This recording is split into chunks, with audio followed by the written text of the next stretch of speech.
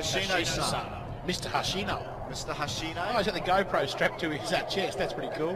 What's going to happen with that? Well, I guess, yeah. By the Hashino-san, owner, driver, and again, all his life, a Mazda mechanic of the highest degree.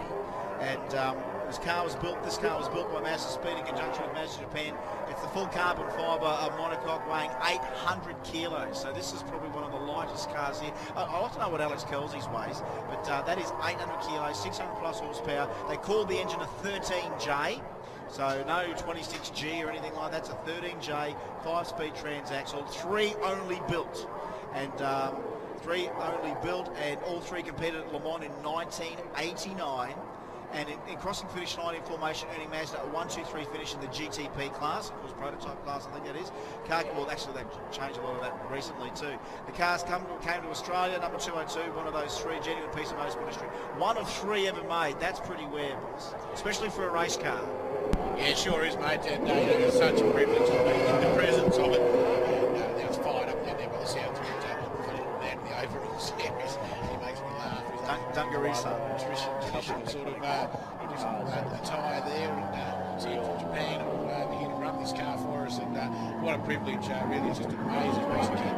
We'll get that on the track next, ladies and gentlemen.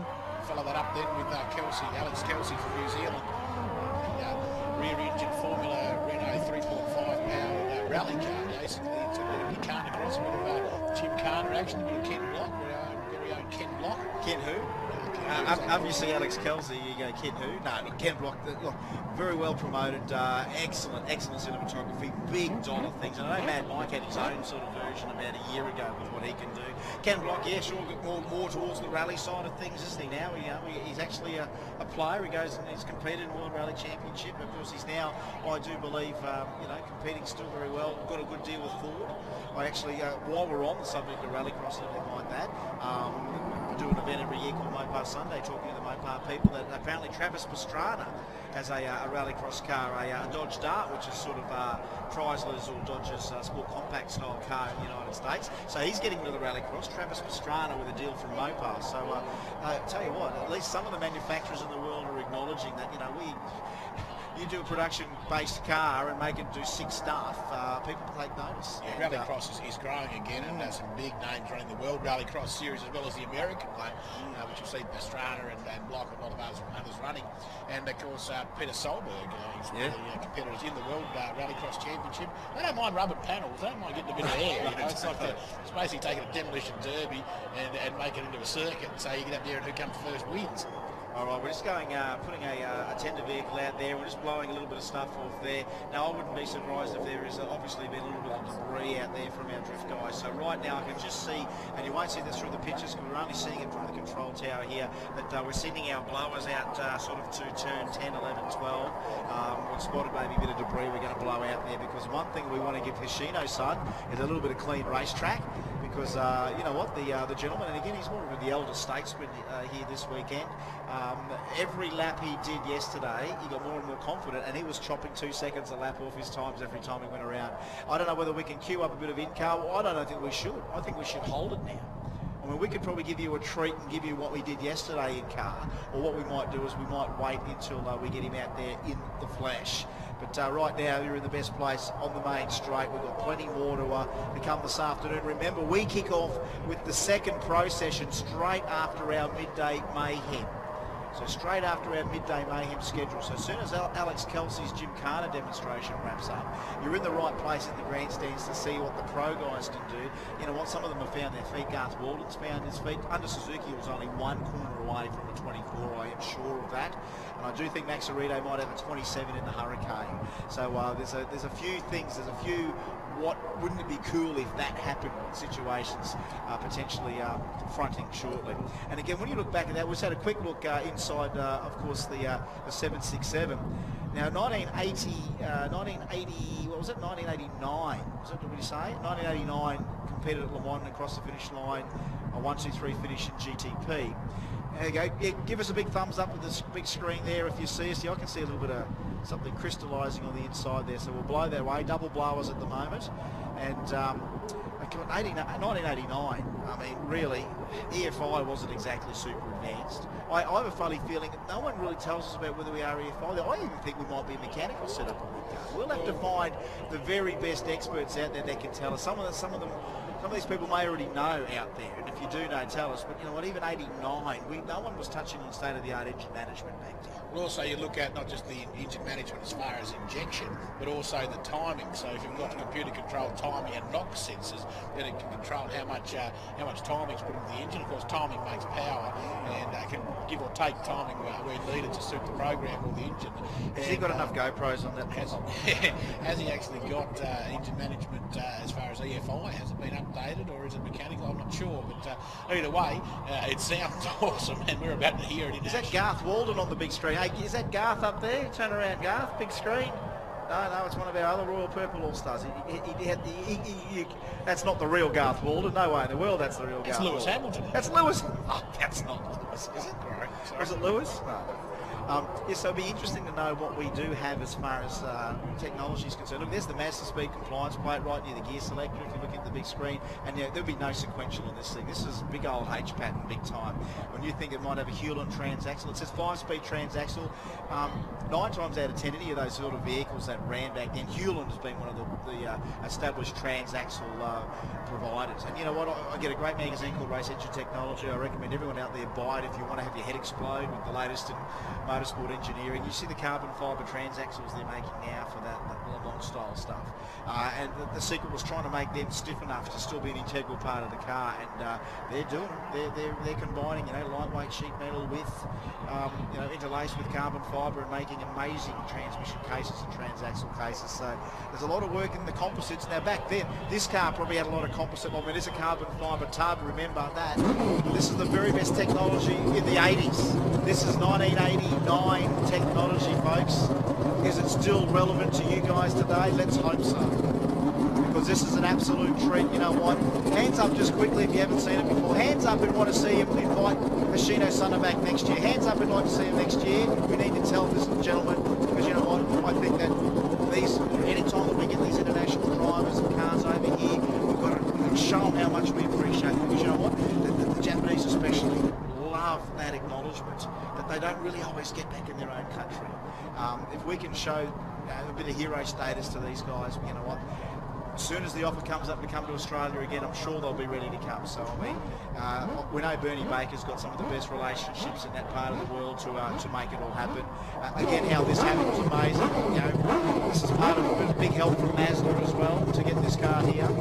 This really could be sitting in a museum somewhere in the world like the other ones are. But no, Hoshino-san, remember, grease monkey for Mazda nearly all his life. So what's he going to do? What would you do if you're a car guy? You're going to race the damn thing. All right, folks. Let's give this man as many laps as can. This is actually where we'll stop talking for a little bit, because we want you, the crowd, to hear this thing at full song down the track and around the back. So give him a lap or two. He's going to warm up those tyres for us, and he'll be around at full noise shortly.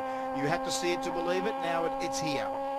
Hands up those people in the grandstands that were here yesterday. Hands up who was here yesterday. I know you probably all weren't here yesterday. Hands up who just got here today. Hands up who's here for their first day today. There'll be quite a few of you here for the first time today, because I can't remember that many people here yesterday in the grandstands. So here we go. Are we live in car? I think we're live in car right now. This is live in car right now. So that might be enough for us to take a small break.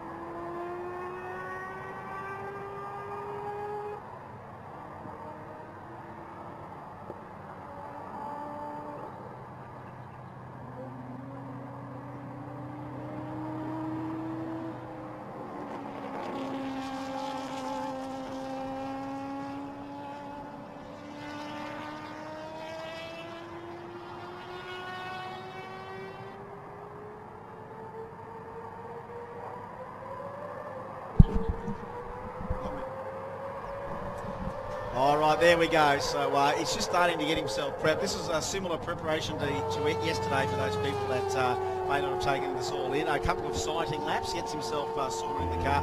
Here we go. One thing you notice too is that we are extremely well sprung in this car. It's very bouncy. And again, when it's an 800 kilogram car and it's all carbon fibre, you would think there's a lot of flexibility in that chassis. The suspension, again, not a lot of travel when you have a look at the way that the tyres are tucked under those wheel arches. We've got, geez, you wouldn't know how many millimetres of travel you would have. But let him go around, get himself sorted, and then you'll notice that Hoshino's son starts to get into a groove. He'll rev it harder, he'll brake later, and he'll give this car, he'll probably give it about 90%, you'll notice, when he gets sorted. Don't you love the old school technology, the bank of 4 gauges just out through the front there? That is, not like a Formula One steering wheel now where you can basically even be on Facebook probably while you're driving. None of that. Very much old school. Let's have a listen through here.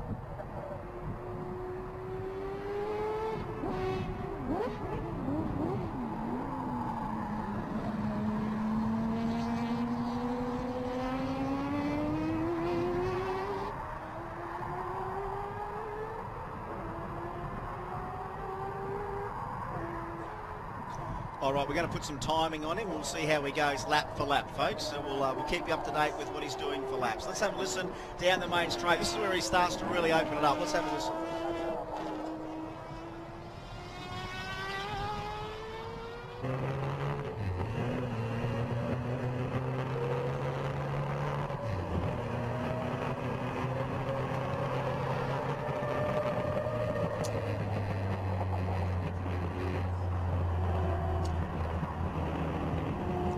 There we go, minute 52.68, just getting himself sorted. So we'll see where he is next lap. But again, I'm loving the big double clutch down into turn 9, the big blip of the throttle. And again, this has variable length inlet tracks, so basically like a telescoping trumpet that gives the car obviously longer trumpets for low-end torque, and then a shorter trumpet for that high RPM. All about airspeed, interior inlet, that is. Anyway, we'll have to listen here as it comes across the back of the pits.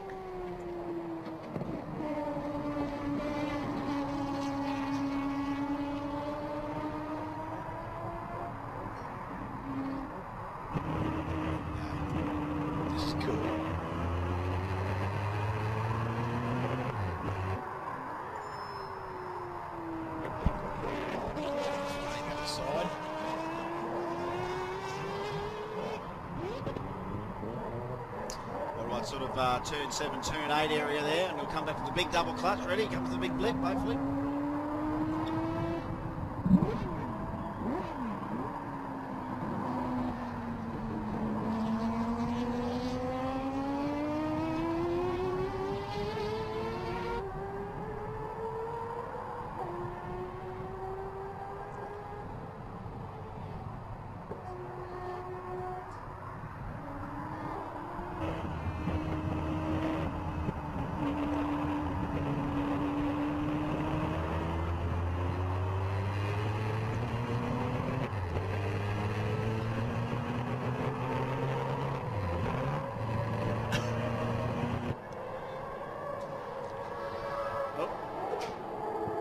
Gear there or something, 53, so 53.08 there. So he's, I know yesterday he was getting it into the I think the 40s there. So we'll have a listen inside. We might stay a little bit. Can we stay a little bit in car there just to make sure that everything's all okay in there? In case I know that gearbox must be something that you've obviously got to really be deliberate getting it in there, not like sequential boxes of today. But you'll be very deliberate with this. Remember, we are really old technology when you think of it. 5 years away from being a neutral in roller racing. He's trying there, Moz. Yeah, sorry, my mate's told me to shut up. He's mate. Sorry. You can go for it. Oh, your mate? Yeah, Colin's back home, so don't talk all the time. No, you go for it. But they're your mates, mate. Your mates are my mates.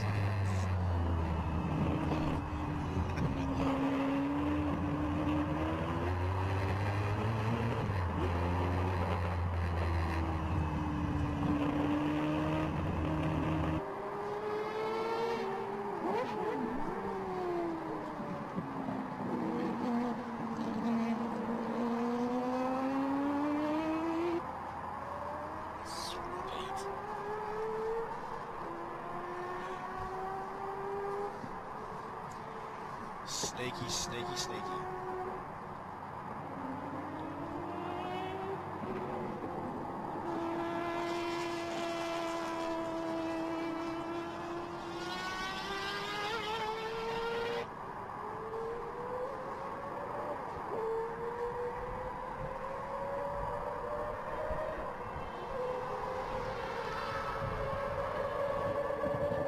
Oh, yes. Big cherry.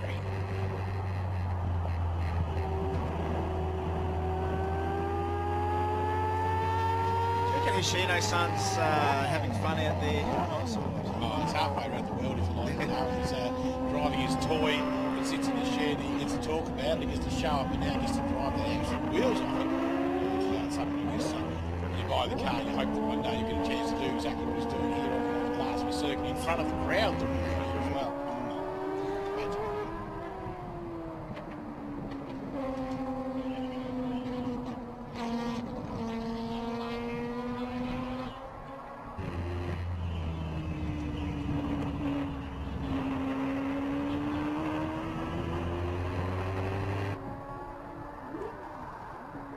Great work by the production team there, the in-car play as well. And it's a credit to the whole production crew this live stream, and it's fantastic to watch and hear.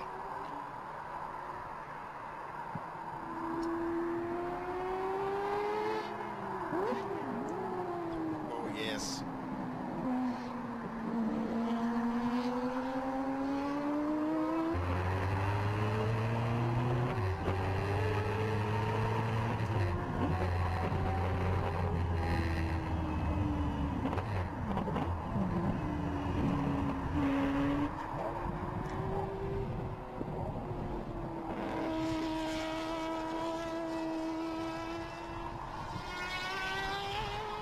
Come on, Ashino, son. Leg it out, son.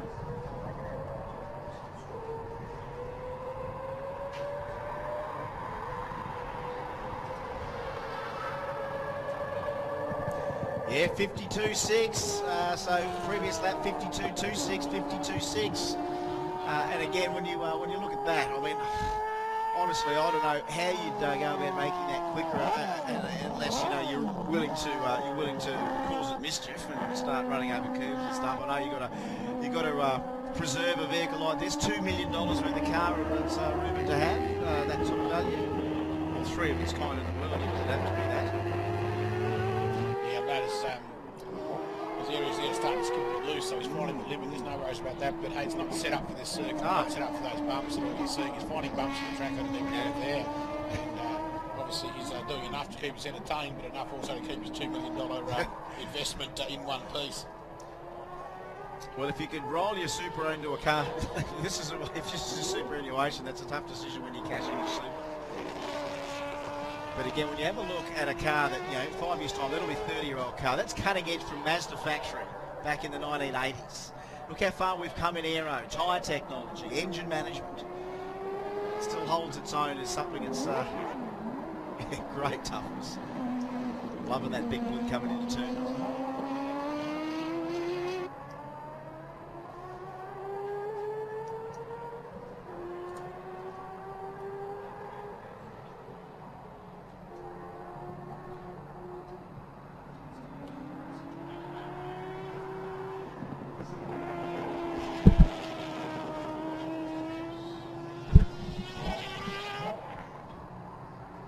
All right, folks, I think he's coming in. If he's coming in, clap, cheer and whistle. Put your hands in the air as he comes through. Hoshino's son.